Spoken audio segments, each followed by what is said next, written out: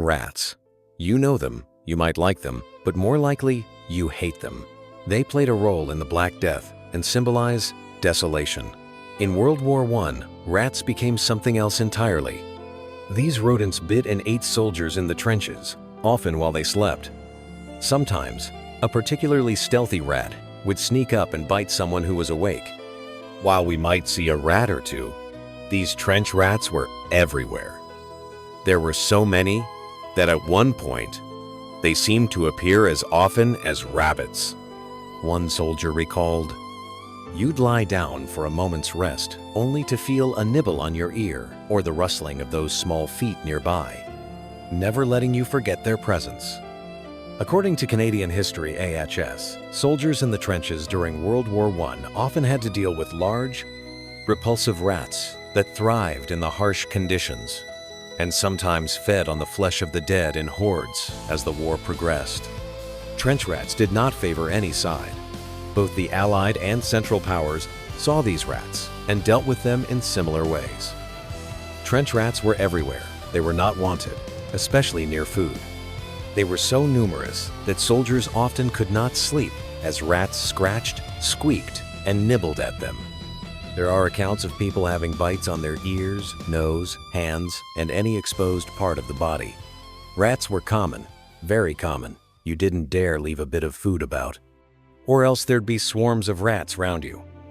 Often this led to soldiers dying from disease or being sent to a hospital, as any rat or animal bite could.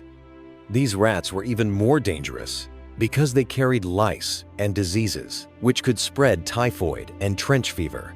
Typhoid and trench fever were two distinct illnesses. Typhoid caused diarrhea, stomach pain, fatigue, headaches, and more. If unchecked, typhoid could kill a soldier and attract more rats. Trench foot resulted from prolonged cold, wet feet, leading to numb or swollen feet that might require amputation. Trench fever caused bone and muscle pain and fatigue. This disease often put dozens of soldiers in hospital beds, and those who could not go became breeding grounds for it to spread and for rats to seek fresher victims.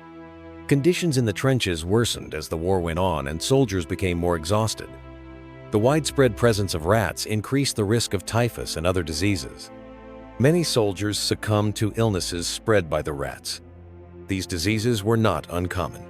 Trench rats contributed to poor hygiene, but most soldiers who became sick from these conditions did not usually die from the illnesses.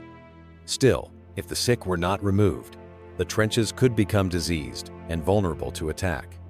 However, soldiers had many ways to eliminate the rats. Both sides used gas, makeshift traps, and other methods to kill them.